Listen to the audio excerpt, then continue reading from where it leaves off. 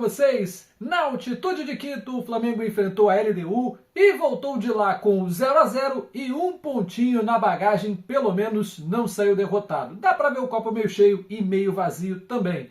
Antes de falar sobre mais essa pelada brabíssima, eu preciso lembrar você que já está disponível o clube de membros aqui do Covil Rubro Negro. Tem 3 faixas para você escolher, R$ 2,99, R$ 6,99 e R$ 14,99 por mês. Cada uma delas com seu nível de vantagens. Para começo de conversa, você tem um selinho para mostrar quanto tempo você colabora com o canal que mais cresce no YouTube, leitura e resposta prioritária de comentários, um grupo de WhatsApp só para trocar ideia com outros membros do Covil espalhados pelo planeta Terra. Tem também vídeos que chegam primeiro para quem é membro, como esse ligado no Lances. Quem é membro, viu primeiro. E também vídeos que só quem é membro consegue ver. Além, é claro, de sorteios exclusivos. Então não perde mais tempo. Escolhe o plano que cabe melhor no seu bolso, clica já no Seja Membro e venha fazer parte desta família. Agora sim, meus amigos, vamos falar dessa partida, terceira rodada da fase de grupos da Conmebol Libertadores. Fomos a Quito, 2.850 metros acima do nível do mar. Não é uma altitude muito influente como a de La Paz, que a gente enfrentou 2 vezes só no ano passado, mas de qualquer forma já dá alguns efeitos. Vamos lembrar também que o time atravessou o continente, saiu do Rio de Janeiro para Quito, do outro lado, já lá perto do Oceano Pacífico, e o Flamengo não tem um histórico bom enfrentando times exatamente na cidade de Quito. Vale lembrar, a gente já passou pelo Equador diversas vezes para enfrentar o Emelec. O Emelec é de Guayaquil, que inclusive é onde ganhamos a Libertadores de 2022. Guayaquil é uma cidade litorânea, tá no nível do mar, então é muito diferente Guayaquil e Quito. Foi lá que a gente tomou um sacode do Del Valle, pelo mesmo motivo e também por questões médicas, sanitárias, aquele lamentável começo de pandemia. Mas vamos falar sobre esse jogo? Bom, o Flamengo entrou com alguns desfalques, o Alexandro não se recuperou a tempo, vamos ver para quando ele vai conseguir estar disponível. O Vinha, que ainda se recupera de cirurgia. De La Cruz e Alan não viajaram para o Equador por questões médicas, né? Eles têm um problema que eu não vou saber explicar aqui, mas eles não têm condição de atuar em grandes altitudes, então ficaram no Rio de Janeiro, nem foram viajar. O Alan, a gente já sabia desse problema dele há muito tempo. E ganhamos um desfalque de última hora. O Plata, equatoriano, jogador da seleção do Equador, infelizmente não pôde atuar porque sofreu dores, sentiu dores depois do único treino comandado lá no Equador. Então, de última hora, a gente teve esse desfalque. O Felipe Luiz planejava colocar o Plata como titular. Havia uma dúvida se o Luiz Araújo ia ocupar ali a função na ponta direita, se ia ocupar a função de camisa 10, mas com essa lesão do Plata, o Gerson teve que ser adiantado para a ponta, e aí o queridíssimo Everton Araújo ganhou a vaga no time titular. Entramos em campo com Rossi, Wesley, Léo Ortiz, Danilo, dessa vez substituindo o Léo Pereira, e o Ayrton Lucas na lateral esquerda. Pulgar, Everton Araújo e Arrascaeta, e lá na frente, ponta direita com Gerson, ponta esquerda com Bruno Henrique, e Juninho acabou se beneficiando nessa história toda e ganhando a vaga de centroavante titular. Já adianto aqui, foi um jogo chatíssimo, um dos jogos mais irritantes de acompanhar nessa temporada, porque a gente junta a altitude, que obviamente tinha uma influência, a LDU esperando o Flamengo no seu próprio campo de defesa, querendo que nós gastássemos a nossa energia, o nosso oxigênio, para que eles depois pudessem fazer valer aí o costume de jogar na altitude, né? Tivessem mais pulmão para jogar no segundo tempo. Então a LDU ficou esperando, o Flamengo com o 4º jogo em 12 dias, então já ali tinha uma disparidade física, né? de energia mesmo dos jogadores, então todo mundo se poupando. 15 minutos de uma verdadeira pelada, essa que é a grande verdade. O time muito desorganizado, se lançando ao ataque, nenhuma chance real de parte a parte. As duas equipes não tiveram grandes oportunidades o primeiro tempo inteiro.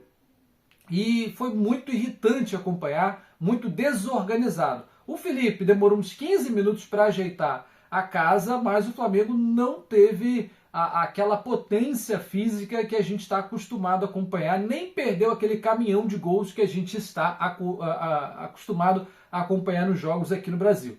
Depois dos 15, 20 minutos, a LDU baixou cada vez mais as linhas, deu a bola no pé do Flamengo para poder sair no contra-ataque fulminante na velocidade. Para quem não sabe, na altitude você tem menos resistência do ar, então você consegue correr mais, se você tiver pulmão, né, se estiver acostumado com a altitude, e qualquer chute da intermediária vai chegar no goleiro como se fosse um canhão, exatamente por conta da falta de resistência do ar. Jogo bem morninho, até mesmo no começo do segundo tempo. E o Felipe Luiz começou a mexer no time. Juninho, que não estava fazendo absolutamente nada, deixou o gramado aos 13 do segundo tempo para a entrada do nosso Pedro, que entrou ali cheio de gás, tentando, né, inclusive, ganhar minutagem, ganhar ritmo de jogo para as próximas partidas da temporada. 8 minutos depois, mais duas alterações. Saíram Arrascaeta e Bruno Henrique, e em seus lugares entraram dois pontas, né, o Luiz Araújo e o Everton Cebolinha. Dessa vez, o Gerson é recuado para fazer a marcação ao lado do Everton Araújo, né? E o Arrascaeta sai para a entrada então do Luiz Araújo, que deu mais liga, né? O time melhorou um pouquinho, né, com esses dois pontas modificados. O Bruno Henrique passa a ser o centroavante. E lá no finalzinho a gente começou a sentir os efeitos da altitude. Faltou perna para a equipe, começou a chover ainda por cima, né? Mais um fator para atrapalhar tudo. E a LDU de 30 minutos para frente, aí sim ela se lançou cada vez mais no contra-ataque, cada vez mais na velocidade. Faltou perna para os nossos jogadores, né, que ficaram ali à mercê dos ataques da LDU. Eles erraram bastante, mas tiveram um gol que chegou a ser anulado por impedimento e estava mesmo impedido o jogador da Liga. Bom, a gente passou muito sufoco no final da partida, essa que é a grande verdade. Algumas oportunidades no segundo tempo, mas acho que a oportunidade fundamental desperdiçada pelo Flamengo foi um peteleco que o Arrascaeta deu no primeiro tempo, talvez a única grande chance que o Flamengo tenha tido na partida, né, de abrir o placar, e isso não foi possível. Né? Como eu disse, dá para você olhar esse jogo com o copo meio cheio e com o copo meio vazio. Se você olha para a tabela, ainda vão jogar Central Córdoba e Deportivo Táchira. Se você olha para a tabela, tem como o Central Córdoba, que é o clube menos tradicional dessa chave, ele pode disparar na liderança se vencer o fraquíssimo também Deportivo Táchira. Se o Táchira vence, embola tudo no grupo. Nesse momento o Flamengo não sai da terceira colocação, a LDU tem um ponto a mais e o Central Córdoba pode aí disparar na liderança. Mas você pode pensar também o seguinte, temos 3 partidas para fazer e 2 delas em casa, as 2 últimas do Maracanã. Só vamos pensar em Libertadores daqui a 2 semanas, quando vamos a Santiago del Estero para encarar justamente o Central Córdoba. Dá para dizer que esse duelo vale a liderança, a depender também do que a LDU vai fazer, o quanto ela vai aplicar de goleada no Deportivo Táchira. Dá para você pensar no copo meio cheio e no copo meio vazio. É sempre ruim empatar, ainda mais sem gols. Quem comemora empate é vascaíno, sabemos disso. Mas se o Vasco, podemos dizer que ganhou de 0-0, porque não tomaram a goleada que deveriam tomar no Maracanã, o Flamengo também ganhou de 0-0 da LDU, porque era para a gente ter sido sacolado lá, especialmente no segundo tempo, com a LDU se lançando toda para o ataque. Um pontinho na bagagem é melhor do que nada. Se tivesse perdido, a LDU dispararia e aí a gente ficaria a 4 pontos, com 9 para serem disputados, da zona de classificação. Então seria um desastre derrota. O empate é muito ruim, mas pelo menos a gente somou 1 ponto e agora tem pelo menos 6 em casa que vamos ter que conseguir, não importa se com a camisa, se com a habilidade ou até mesmo com o apito amigo, né? O fato é que agora o Flamengo pensa em Campeonato Brasileiro.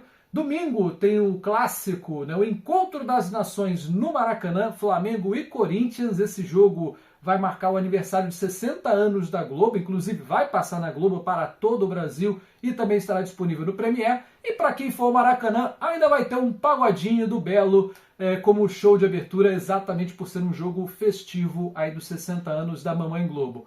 E depois a gente vai para São Luís. A notícia que eu queria trazer aqui é que o confronto contra o Botafogo da Paraíba, o jogo de ida da Copa do Brasil, passou para o Maranhão. Então, alô nação rubro-negra de São Luís e adjacências, todos os caminhos vão levar para o Castelão, porque o Botafogo vendeu esse jogo para lá. depois de muita resistência da torcida e os preços altíssimos que eles colocaram, inclusive para os rubro-negros, um empresário apareceu com uma proposta misteriosa e que, segundo a direção lá da SAF, do Botafogo da Paraíba, foi uma proposta absurda, que nenhum jogo da história do clube teve um valor tão alto para ser vendido. O Flamengo relutou um pouquinho, mas concordou com as condições depois que foram feitas as exigências e elas foram cumpridas. Então, tá tudo assinado. O jogo que seria em João Pessoa passou então para São Luís, no Maranhão, na próxima semana, dia 30, quarta-feira, o Mengão vai... Aliás, é dia 1º, né, o jogo. Dia 1º de maio, o Flamengo vai baixar por lá. Esse jogo da Copa do Brasil estará disponível apenas no Amazon Prime Video, né? Não estará disponível em nenhuma emissora de TV. Então é isso, meus amigos. Um grande abraço a todos. Nos encontramos domingo no Maracanã para Flamengo e Corinthians. Grande abraço a todos. Até a próxima. Tchau, tchau.